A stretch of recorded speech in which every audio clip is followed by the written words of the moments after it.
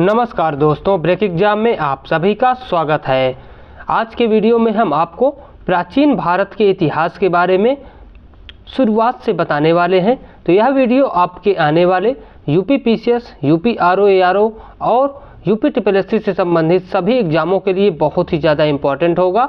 तो आप वीडियो को अंत तक देखिएगा, जिससे आपको कोई भी पॉइंट स्किप ना हो पाए। तो सबसे पहले हम पढ़ेंगे अतीत के अध्ययन हेतु काल विभाजन, जो प्राचीन भारत के इतिहास में अतीत के अध्ययन के लिए पाषाण काल को विभिन्न भागों में बांटा गया है। उसी के बारे में आज के वीडियो में हम अच्छे से पढ़ेंगे। तो चलिए वीडियो शुरू करते हैं। यदि आप नए हैं तो चैनल को लाइक और सब्सक्राइब जरूर कर लीजिए, और यदि इस वीडियो को आप PDF प्राप्त करना चाहते हैं तो हमारे आप टेलीग्राम चैनल पर जुड़ जाइए। वहाँ पर हमने इसके लिंक दे दी है डिस्क्रिप्शन बॉक्स में, वहाँ से आप इसको PDF को डाउनलोड कर सकते हैं। चलिए शुरू करते हैं। प्राचीन भारत का इतिहास, अतीत के अध्ययन हेतु काल विभाजन, कितने भागों में इतिहास को बांटा गया है वो पहले देखेंगे। तो सबसे पहले इतिहास को 3 भागों में बांटा गया है, जो कि प्रागैतिहासिक काल है, उसके बाद दूसरा है आद्य ऐतिहासिक काल, तीसरा है ऐतिहासिक काल। तो इन तीनों में क्या अंतर है ये देखेंगे। तो इसमें मुख्य रूप से अंतर यह है कि प्रागैतिहासिक काल में कोई भी लेखन सामग्री या लिखित जानकारी नहीं थी इसके बारे में। वहीं आद्य ऐतिहासिक काल में लिपि का आविष्कार भी हो गया था और लेखन सामग्री की जानकारी थी, लेकिन उसे अभी तक पढ़ा नहीं गया हो, जैसे कि यहाँ पर लिखा भी है, उसे अभी तक पढ़ा नहीं गया है। वहीं आद्य ऐतिहासिक काल के बारे में लेखन सामग्री भी उपलब्ध है और उसके बारे में हमने पढ़ भी लिया है, उस लिपि को भली भांति से हमने जान चुका है। तो यह मुख्य रूप से तीनों में अंतर है। आइए देख लेते हैं अच्छे से। पहला, प्रागैतिहासिक काल। जिस काल का मानव किसी प्रकार की लिपि अथवा लेखन कला से परिचित नहीं था। मानव उत्पत्ति से लेकर लगभग 3000 ईसा पूर्व के बीच का समय इसके अंतर्गत आता है। पाषाण काल एवं ताम्र पाषाण काल का अध्ययन इसी के अंतर्गत किया जाता है। तो 2 प्रकार के कालों का अध्ययन प्रागैतिहासिक कालों के अंतर्गत किया जाता है। यह पहला है पाषाण काल, दूसरा है ताम्र पाषाण काल। उसके बाद दूसरा काल है आद्य ऐतिहासिक काल। तो आद्य ऐतिहासिक काल है जिस काल का मानव किसी न किसी प्रकार की लिपि से परिचित था, लेकिन वह लिपि अभी तक पढ़ी नहीं गई है, जैसे कि हड़प्पा सभ्यता एवं वैदिक सभ्यता का अध्ययन इसी के अंतर्गत किया जाता है। इस समय में लिपि का आविष्कार कर लिया गया था, लेकिन अभी तक उस लिपि को कोई भी मनुष्य या साइंटिस्ट पढ़ नहीं पाया है। उसके बाद तीसरा काल है ऐतिहासिक काल। तो ऐतिहासिक काल है जिस काल का मानव किसी न किसी प्रकार की लिपि से परिचित था और वह लिपि पढ़ी जा चुकी हो, अर्थात मानव के जिन क्रियाकलापों का हमें लिखित विवरण प्राप्त होता है और वह विवरण पढ़ा जा चुका हो, तो उसे हम इतिहास कहते हैं। 5वीं शताब्दी ईसा पूर्व से लेकर वर्तमान तक का अध्ययन इसी के अंतर्गत किया जाता है। उसके बाद आता है, हम प्रागैतिहासिक काल के बारे में पढ़ते हैं। तो प्रागैतिहासिक काल को भी हम विस्तार से पढ़ेंगे। तो ये रहा प्रागैतिहासिक काल, जिसमें सबसे पहले है पाषाण काल। तो पाषाण काल के बारे में आइए देख लेते हैं। पाषाण काल भारत में सर्वप्रथम 1863 में पाषाण कालीन सभ्यता की खोज हुई। तो याद रखिएगा, 1863 में भारत में पाषाण कालीन सभ्यता की खोज हुई। और इसको सबसे पहले किसने खोजा था? तो रॉबर्ट ब्रूस फूट, काफ़ी फेमस वैज्ञानिक हैं। रॉबर्ट ब्रूस फूट यह भूवैज्ञानिक थे। इन्होंने पहला पूरा पाषाण कालीन उपकरण मद्रास के पास पल्लवरम नामक स्थान से प्राप्त किया था। तो किसने प्राप्त किया था? 1863 में रॉबर्ट ब्रूस फूट और मद्रास के पल्लवरम नामक स्थान से। उसके बाद देख लेते हैं, पाषाण काल को अध्ययन की सुविधा की दृष्टि से 3 कालों में विभाजित किया गया है। पहला है पूरा पाषाण काल, जो 5 लाख ईसा पूर्व से 10,000 ईसा पूर्व है। दूसरा है मध्य पाषाण काल, 10,000 ईसा पूर्व से 4,000 ईसा पूर्व है। और तीसरा है नवपाषाण काल, जो कि 7,000 ईसा पूर्व से 1,000 ईसा पूर्व है। तो इन 3 भागों में पाषाण काल को अध्ययन के दृष्टिकोण से भाग कर हम पढ़ते हैं। उसके बाद देख लेते हैं पूरा पाषाण काल को अध्ययन की सुविधा की दृष्टि से पुनः 3 कालों में विभाजित किया गया है। तो इसमें सबसे पहला जो काल आता है पूरा पाषाण काल, उसको भी हमने 3 भागों में डिवाइड किया है। पहला है निम्न पूरा पाषाण काल। निम्न पूरा पाषाण काल, इस काल में मानव जीवन अस्थिर था। शिकार करके वह अपना भोजन संग्रह करता था। इस काल के उपकरणों में हैंड एक्स, चापर, चॉपिंग एवं पेबुल उपकरण मुख्य थे। भारत की निम्न पूरा पाषाण कालीन संस्कृति को 2 वर्गों में विभाजित किया गया है। तो भारत में की जो निम्न पूरा पाषाण कालीन संस्कृति है उसको भी हमने 2 भागों में विभाजित किया है। पहला है चापर चॉपिंग पेबुल संस्कृति। तो चापर चॉपिंग पेबुल संस्कृति में यह संस्कृति पाकिस्तान के पंजाब में सोहन नदी घाटी में सर्वप्रथम प्रकाश में आई, अतः इसे सोहन संस्कृति या सोहन उद्योग के नाम से भी जाना जाता है। दूसरा भाग था हैंड एक्स संस्कृति। इस संस्कृति का मुख्य उपकरण हैंड एक्स है। इसे एस्यूलियन संस्कृति के नाम से भी जाना जाता है। तो याद रखिएगा इसका मुख्य उपकरण हैंड एक्स है। इसी हैंड एक्स के नाम पर इसे हैंड एक्स संस्कृत नाम दिया गया है। उसके बाद इस संस्कृत के उपकरण सर्वप्रथम मद्रास के निकट अतिरंपकम से प्राप्त हुए हैं, इसीलिए इसे मद्रासी संस्कृति या मद्रासी उद्योग के नाम से जाना जाता है। उसके बाद हम देख लेते हैं अगला है मध्य पाषाण काल। तो मध्य पाषाण काल, इस काल में पत्थर के मध्य पूरा पाषाण काल यह पूरा पाषाण काल का दूसरा भाग है मध्य पूरा पाषाण काल। तो इस काल में पत्थर के फलक की सहायता से उपकरणों का निर्माण किया गया, इसीलिए इस काल को फलक संस्कृति के नाम से भी जाना जाता है। उसके बाद इस काल में क्रेपर यानी कि खुरचनी, बेधक, बेधनिया आदि उपकरण बनाए गए। तो इस काल में क्रेपर, खुरचुनी जिसे कहते हैं, बेधक और बेधनिया आदि उपकरण बनाए गए। उसके बाद इसके प्रमाण कहाँ कहाँ मिले हैं? तो गंगा घाटी, असम, सिक्किम एवं केरल को छोड़कर संपूर्ण भारत में इस संस्कृति के उपकरण प्राप्त हुए हैं। उसके बाद हम देख लेते हैं उच्च पूरा पाषाण काल, जो पूरा पाषाण काल का सबसे नवीनतम काल है। इसी काल में सर्वप्रथम होमो सैपियंस यानी कि ज्ञानी मानव का उदय हुआ। इस काल के प्रमुख उपकरणों में तछड़ी, चाकू, स्क्रैपर, बेधक एवं बेधनिया हैं। तो इस काल के प्रमुख उपकरणों में तछड़ी, चाकू, स्क्रैपर, बेधक एवं बेधनिया है। तछड़ी इस काल का विशिष्ट उपकरण है। तो तछड़ी जो है इस काल का एक विशिष्ट उपकरण है। उसके बाद इलाहाबाद जिले में बेलन घाटी में स्थित लोहंदा से हड्डी की बनी नारी की मूर्ति मिली है। मोस्ट इम्पॉर्टेंट पॉइंट कि इलाहाबाद जिले में बेलन घाटी में स्थित लोहंदा से हड्डी की बनी नारी की मूर्ति मिली है। उसके बाद इसी काल का मानव पहली बार रहने के लिए गुफाओं का प्रयोग करना प्रारंभ किया। तो इसी काल का मानव पहली बार रहने के लिए गुफाओं का प्रयोग करना प्रारंभ किया।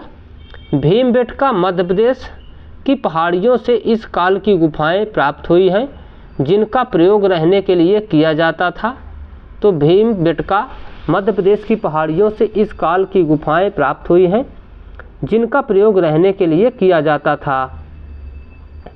उसके बाद इस काल का मानव सर्वप्रथम चित्रकारी करना प्रारंभ किया।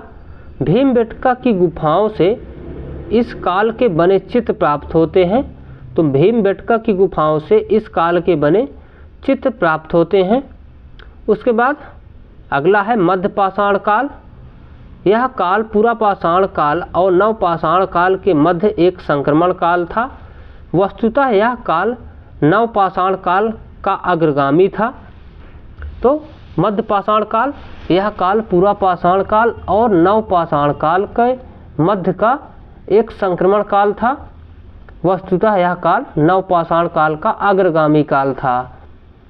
उसके बाद इस समय जलवायु गर्म हो गई। अब बर्फ की जगह घास से भरे हरे भरे मैदान उगने प्रारंभ हो गए। उसके बाद हम देख लेते हैं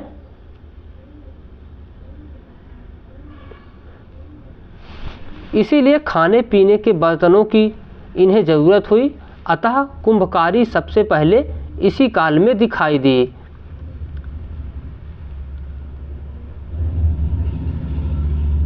उसके बाद देख लेते हैं इस काल का मानव अब पशुपालन करना भी प्रारंभ कर दिया। मध्य प्रदेश में आदमगढ़ और राजस्थान में बागौर पशुपालन का प्राचीनतम साक्ष्य प्रस्तुत करते हैं, जिसका समय 5000 ईसा पूर्व रखा गया है। तो मध्य प्रदेश में आदमगढ़, राजस्थान में बागौर, यह पशुपालन का प्राचीनतम साक्ष्य प्रस्तुत करते हैं। उसके बाद मध्य पाषाण कालीन सबसे प्राचीन ज्ञात स्थल सराय नाहर, महदहा, प्रतापगढ़ है। तो मध्य पाषाण कालीन सबसे प्राचीन स्थल सराय नाहर और महदहा प्रतापगढ़ है। इस समय पत्थर के उपकरणों में तीर का जो नोक बनाया गया वह इस युग का विशिष्ट उपकरण है, जिन्हें सूक्ष्म पाषाण उपकरण माइक्रोलिथ कहा गया है। उसके बाद इस काल के अन्य उपकरणों में एक धार फलक, बेधक बेधनी, चाकू, तक्षणी एवं अर्धचंद्राकार प्रमुख हैं। उसके बाद इसी काल में सर्वप्रथम मानव कंकाल प्राप्त होते हैं। तो इसी काल में सर्वप्रथम मानव कंकाल प्राप्त होते हैं। उसके बाद नवपाषाण काल है। कालक्रम के अनुसार यह युग काफ़ी छोटा है, फिर भी सारे क्रांतिकारी परिवर्तन इसी युग में हुए हैं। विश्व स्तर पर इस संस्कृत का प्रारंभ 9000 ईसा पूर्व में पश्चिम एशिया में हुआ है। तो नवपाषाण कालीन काल में विश्व स्तर पर इस संस्कृत का प्रारंभ 9000 ईसा पूर्व पश्चिम एशिया में हुआ है। उसके बाद पश्चिम एशिया के मानव को जौ, गेहूं, दलहन, तिलहन आदि के रूप में महत्वपूर्ण खाद्यान्न प्रदान किया। तो पश्चिम एशिया के मानव को गेहूं, जौ, दलहन, तिलहन आदि के रूप में महत्वपूर्ण खाद्यान्न प्रदान किया। उसके बाद यहाँ की प्राचीनतम नवपाषाण कालीन मेहरगढ़ पाकिस्तान है। कृषि का सबसे पहला और स्पष्ट प्रमाण यहीं से मिला है तथा इस जगह के मानव ने 7000 ईसा पूर्व में कृषि उत्पादन प्रारंभ कर दिया था। इसी तरह भारत में कोल्डिहवा नामक स्थान से चावल उगाने का प्राचीन साक्ष्य प्राप्त होता है। इसका समय भी 5000 ईसा पूर्व के लगभग आता है। माना जाता है 5000 ईसा पूर्व पहले भारत में कोल्डिहवा नामक स्थान से चावल को उगाया गया था। इस कारण से यह काफ़ी ज़्यादा फेमस साइट है कोल्डिहवा। उसके बाद नवपाषाण काल में स्थिरवासी लोग खेती से परिचित हो गए थे तथा पालतू पशु भी रखना शुरू कर दिए थे। उसके बाद देख लेते हैं इसलिए खाने पीने के बर्तनों की इन्हें ज़रूरत हुई, अतः कुंभकारी सबसे पहले इसी काल में दिखाई दी। कश्मीर में जिस नवपाषाण काल का विकास हुआ उसे कश्मीरी नवपाषाण संस्कृत के नाम से जाना जाता है। उसके बाद बुर्ज होम संस्कृत के लोग गड्ढे वाले मकानों में रहते थे, जिन्हें गर्त आवास भी कहा जाता है। गर्त आवास भी कहा जाता है। उसके बाद बुर्ज होम से मानव के साथ कुत्ते को भी दफनाने का प्रमाण मिलता है। उसके बाद हम देख लेते हैं महत्वपूर्ण तथ्य क्या क्या जो इम्पोर्टेंट है हमें याद करने चाहिए इस पाषाण काल में। तो सबसे पहले है रॉबर्ट ब्रूस फ्रूट, जिन्होंने पाषाण कालीन सभ्यता की खोज की। एक कौन थे? भूवैज्ञानिक थे। याद रखिएगा, एक इतिहासकार नहीं थे, यह एक भूवैज्ञानिक थे। उसके बाद नर्मदा या मध्य प्रदेश में नर्मदा घाटी में स्थित हथनौरा से मानव खोपड़ी का जीवाश्म प्राप्त हुआ है, जो भारत में सबसे प्राचीन है। तो मानव जो नर्मदा घाटी में हथनौरा से मानव खोपड़ी का जीवाश्म प्राप्त हुआ है, वो भारत में सबसे प्राचीन है। उसके बाद लोहदा बेलन घाटी से हड्डी की बनी नारी की मूर्ति प्राप्त हुई है, जो उच्च पुरा पाषाण काल से संबंधित है। उसके बाद पशुपालन का प्राचीनतम प्रमाण आदमगढ़ और बागौर से प्राप्त होता है।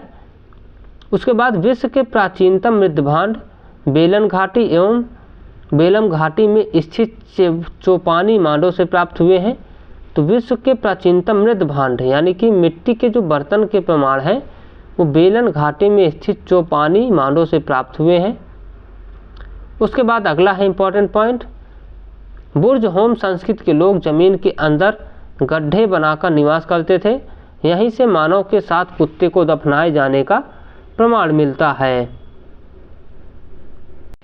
अगला काल है ताम्र पाषाण काल। तो पाषाण काल के बाद ताम्र पाषाण काल आता है, जिस काल का मानव पत्थर के उपकरणों के साथ साथ तांबे के उपकरणों का प्रयोग करना प्रारंभ कर किया, उसी काल को ताम्र पाषाण काल कहते हैं।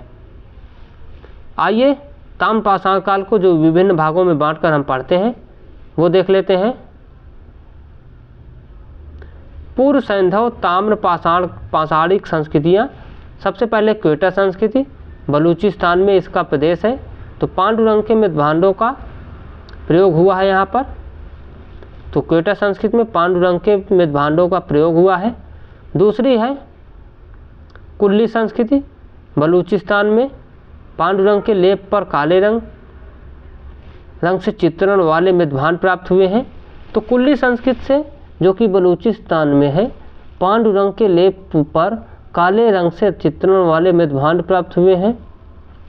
उसके बाद है नल आर्मी संस्कृति, ये बलूचिस्तान एवं सिंध प्रांत में है। पांडुरंग के लेप पर बहुरंगी अलंकरण वाले मृदभांड प्राप्त हुए हैं। उसके बाद झोप संस्कृति, जो कि बलूचिस्तान में है, लाल रंग के लेप पर काले रंग से चित्रण वाले मृदभांड प्राप्त हुए हैं झोप संस्कृति से। उसके बाद अगला है कोटदीजी संस्कृति, सिंध में लाल रंग के लेप पर दुधिया रंग की पट्टी जिस पर बहुरंगी अलंकरण वाले मृदभांड बने हैं। उसके बाद पूर्व हड़प्पा संस्कृति, तो पूर्व हड़प्पा संस्कृति पंजाब में है, लाल या बैंगनी रंग के पाकिस्तान में लेप पर काले रंग की धारियों वाला मृदभांड प्राप्त हुआ है। उसके बाद हम प्रमुख तथ्य देख लेते हैं। सर्वाधिक पूर्व सैंधव ताम्र पाषाणिक संस्कृतियाँ बलूचिस्तान से प्राप्त हुई हैं, बिल्कुल सही जवाब है। उसके बाद अहाड़ का प्राचीन नाम ताम्रवती मिलता है, तो अहाड़ का प्राचीन नाम ताम्रवती मिलता है, बिल्कुल सही जवाब है। उसके बाद ताम्र पाषाण काल को कैल्कोलिथिक का युग भी कहा जाता है, कैल्कोलिथिक का युग कहा जाता है, बिल्कुल सही जवाब है। उसके बाद गैरिक मृदभांड पात्र का नामकरण हस्तिनापुर से प्राप्त मृदभांडों के आधार पर किया गया है, तो इसका सही जवाब है हस्तिनापुर से किया गया है।